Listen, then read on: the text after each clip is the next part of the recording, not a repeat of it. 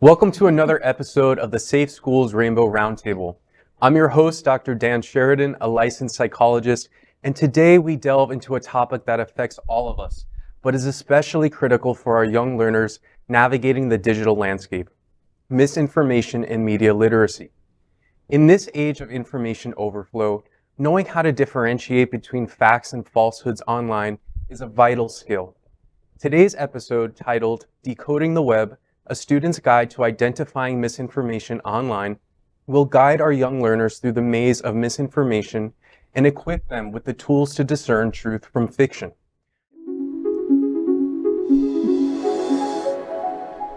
In today's world, we're constantly plugged in, aren't we? Our phones ping with social media notifications, our inboxes fill up with newsletters, and news updates flash across our screens. Now, in this sea of information lies a pressing concern: misinformation. This is not a new phenomenon, but with the advent of the internet and social media, the speed and reach of misinformation have drastically increased. Now, let's imagine a real-life scenario. Picture a student named Alex.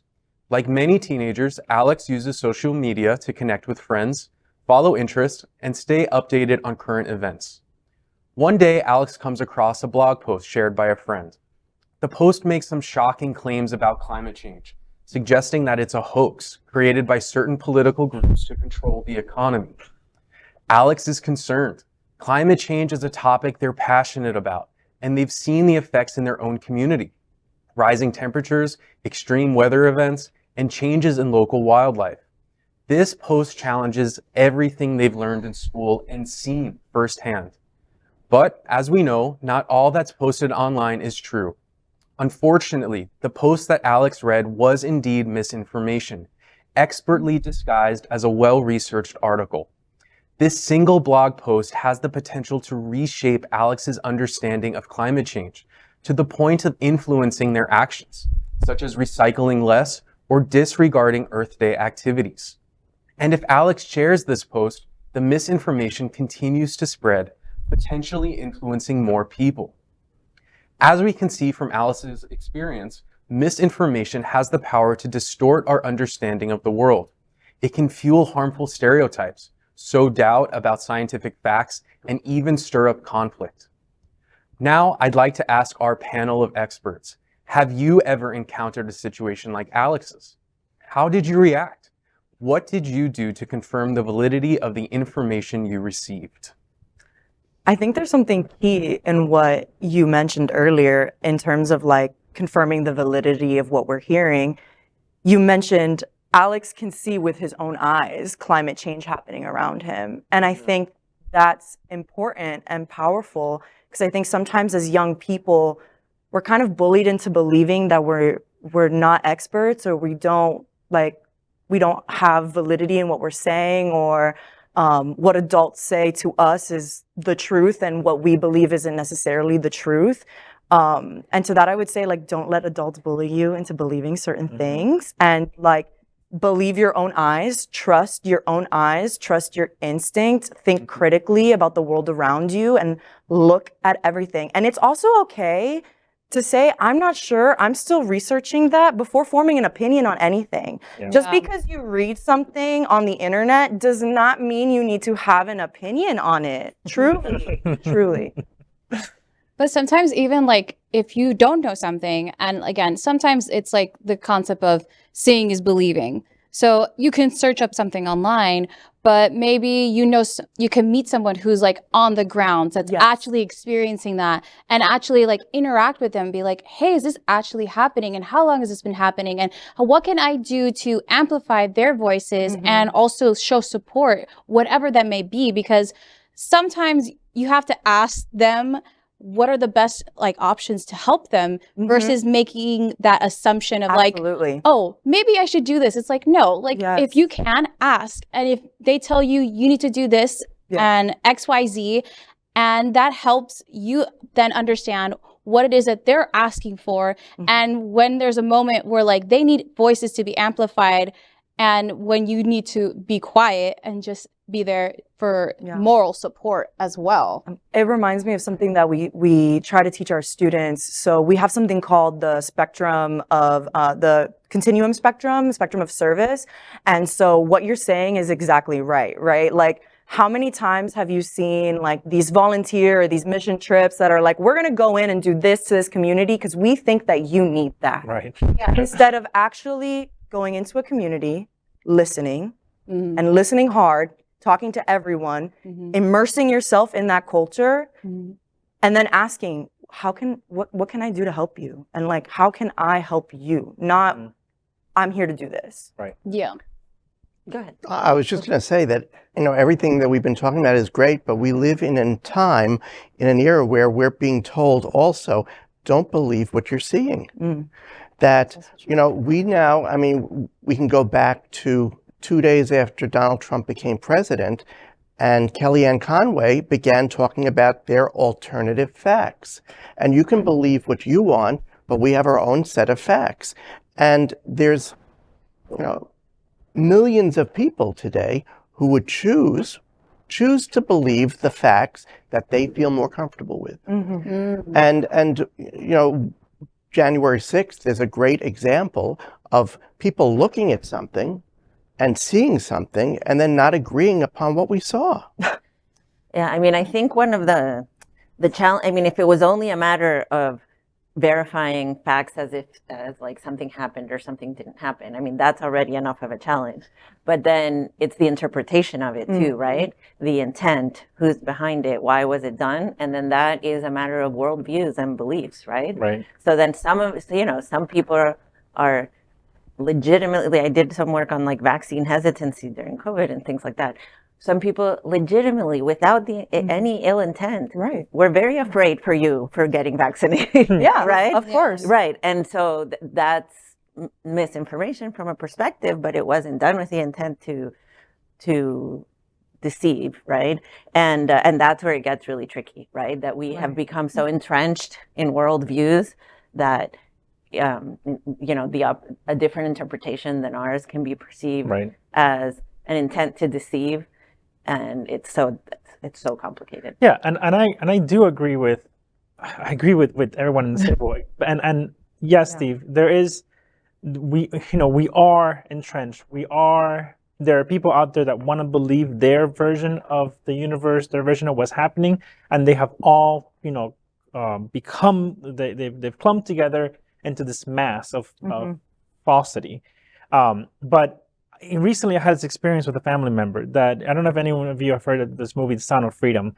It has become this like weird thing that everyone is commenting about. Even Vanity Fair wrote an article about it. And I'm like, what is Vanity Fair doing writing an article about this movie from the perspective of the people that are like, oh, Disney, tried to shelve this movie because it talks about child trafficking, and they're on board with that, and the elite are all child trafficking people, and this is the crazy thing.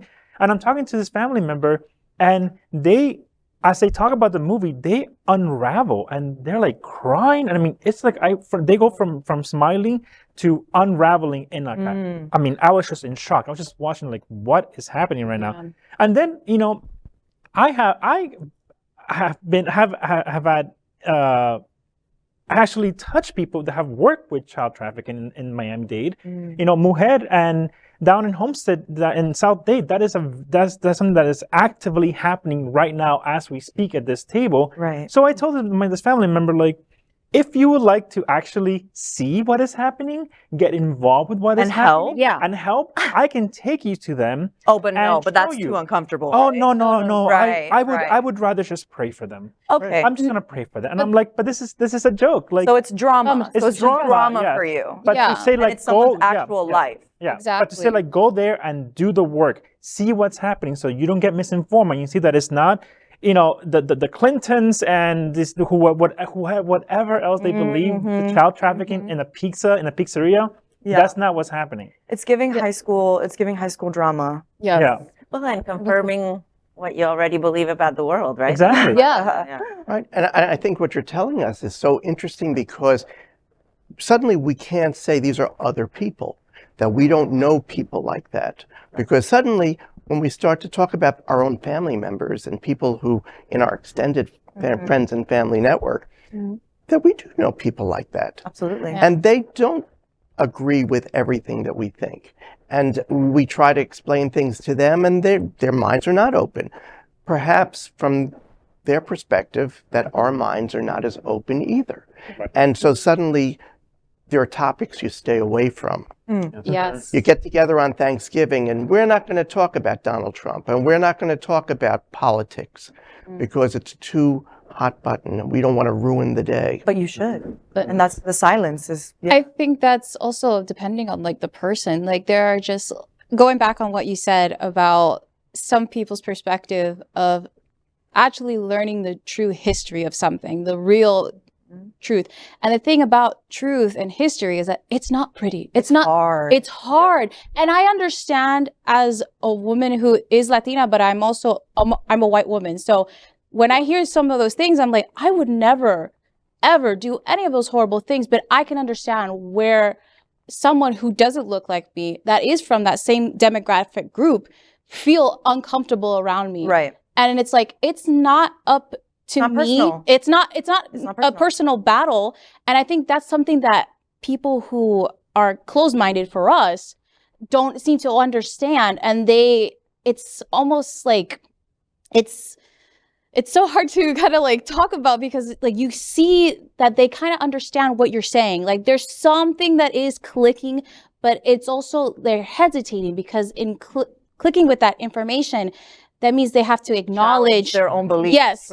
It's kind of like the cave analogy. And I don't know, is that Plato? I don't know who that is, Yes, but yeah. right? Like the truth hurts and it'll blind you and it'll hurt your eyes, right? And then you're going to want to run back into the cave and like grab everyone out with you to see the truth, but it might hurt them and they would prefer to stay in the cave. And yeah, I think that's going to be that's been a problem since Plato. I think it's going to be, the challenge of humanity always. Yep. And in Florida right now, what we're seeing, and for educators, I would be, panicked at the idea that you yourselves may be mandated Yes. to offer misinformation to young people in your classes. And then you see the mass exodus of teachers because we can't morally do it. Exactly. Yeah. I won't do it. And I think, I'm so thankful that I get to work at a private university and there are some protections in place, but I have friends that are in the public school system in Miami-Dade County and again, but this also ties back to like how powerful your local, state, and federal government are and how like getting involved with your community, the power of your local community to protect you. Because right now, Miami-Dade County is trying, obviously, like we live in a very blue county. So they're fighting back. They don't agree with the rest of the state. And so the county is it's doing its best. And so I would say right now, the teachers that I do know, they're looking a little safe for now, but I mean, who knows how long that's going to Yeah. I am curious about Jarrell's perspective regarding hot button topics about the queer and trans experience and alternative facts and what you've all heard and been exposed to.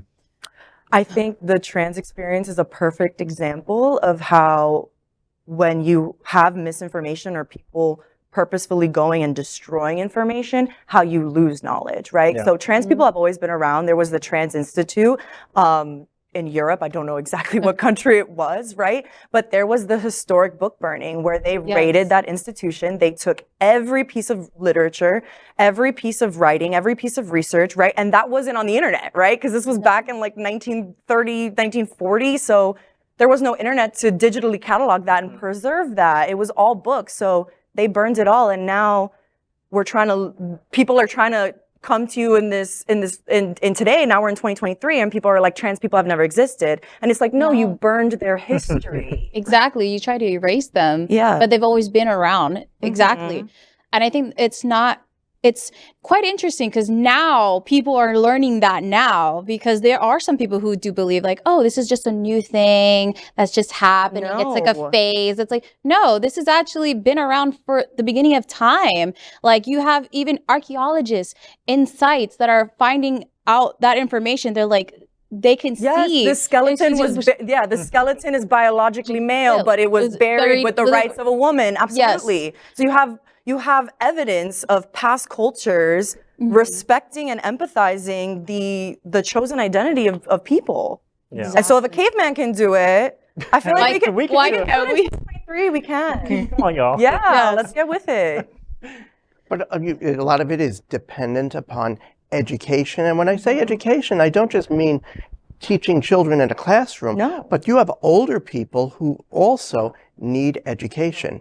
And I think one of the problems I've seen as an observer is knowing that there are plenty of older gay men who still don't understand why a trans issue is their issue. Yeah. And I think that, you look at the information being given to these people, I think that there's been a failing in explaining to people why this is important. But I also think that there is a failure also on our side by not giving them the safe space to express those feelings. I think that a lot of times we tend to shame people Ooh, and, yeah. and we don't allow them to be in that safe space to be like, you know what, I'm don't uncomfortable. understand this. Yeah. Right. Yeah. And I've heard this many times from a lot of even I was at a school board meeting recently in at Broward, and this woman who's a lesbian, she has a daughter there, she was against Queer History Month. And the reason she was against it because she said, I don't want this to become my identity. I don't want it to be my identity.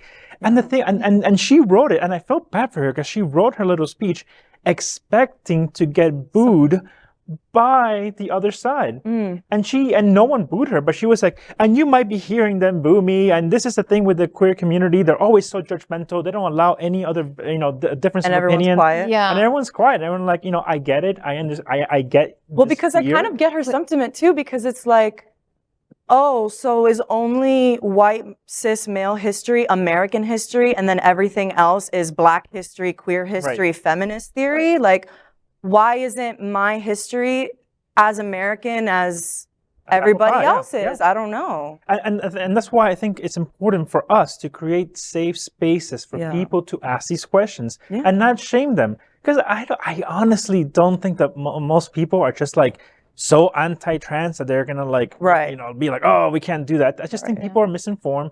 They hear one story that gets put out of proportion. Yeah. And now they're afraid to ask questions, so they become their own internal silos. Mm-hmm. I mean, we used to hear this word intersectionality. Yeah. I don't hear it very much, but frankly, intersectionality, what that says to me is that you can be gay, you can be Hispanic, you could be Black, you could be male, you could be, non-binary, and you can be all of these things at the same time. Yeah. Well, and the more of those that you are, the harder, harder life existence gets. Yeah. is for you. And I think part of it is the people that have lived comfortably in the world because the world was made for them, right? Even maybe with, they're not even aware of these groups and that people in these groups are struggling, right? I mean, I've had conversations. I'm pretty proud of my dad and his open mind, but I had conversations with him. He's like, "Oh my gosh, nowadays it's harder to be Black than to be a woman." He's saying that, and I'm like, "Imagine a Black woman." He's like, I never even thought of the horror, right? Of that. And I was telling him about a transgender person that was my friend. He's like, wow, imagine how many people in my day felt that way and couldn't do anything, right? So it's just like no clue because they had never come in front of their face. And I would just like to say really quickly, like, our job as educators is not to tell people you need to believe this, you need to do this. I feel like our job as educators is we're just here to show empathy and show what respect and living in a world where everyone gets respect and empathy could look like. Yeah, exactly. Yeah. I think that's an excellent mic drop moment. So from reflections on the past to projections for the future, our journey today has been enlightening. Now it's time for us to hear from you. What questions do you have? What comments or ideas would you like to share? You can leave your thoughts in the comments below or send us an email at roundtable@safeschoolssouthflorida.org. And that brings us to the end of another engaging and enlightening episode of the Safe Schools Rainbow Roundtable.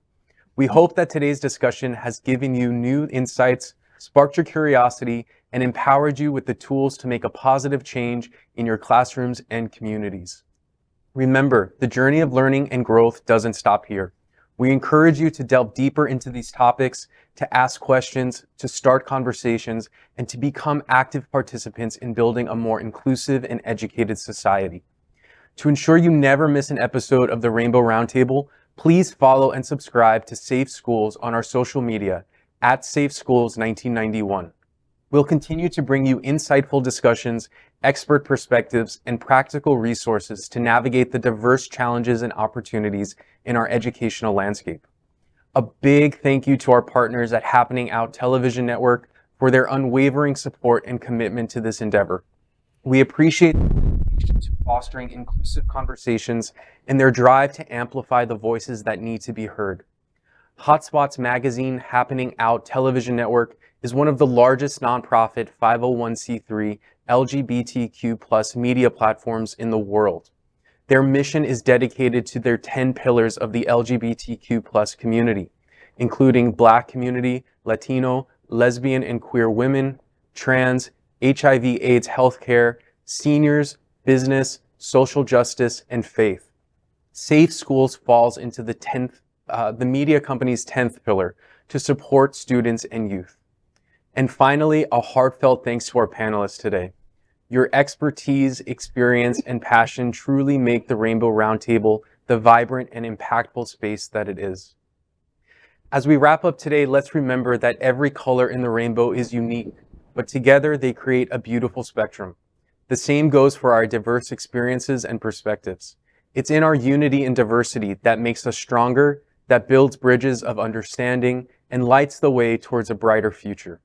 So, keep shining, keep questioning, and most importantly, keep adding your unique color to our shared rainbow. Remember, a world full of color is a world full of possibilities. With what's happening in our schools, to our teachers, school boards, and especially our students, we hope you will support our nonprofit mission, stand up and educate our community. We ask you to support Safe Schools' mission in sharing, voicing support, volunteering, and financial support to propel our mission.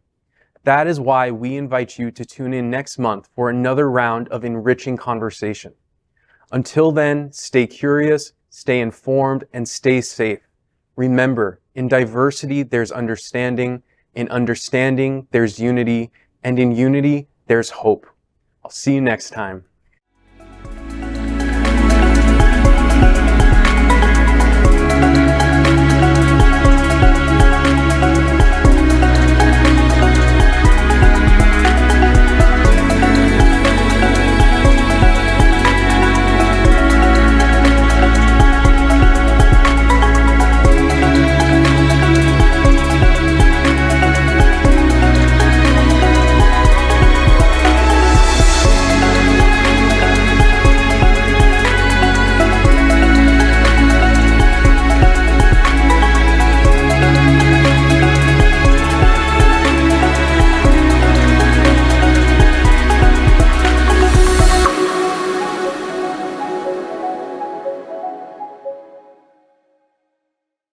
We are Queer News Tonight, the world's first and only live daily LGBTQ+ evening news show, brought to you from Happening Out Television Network.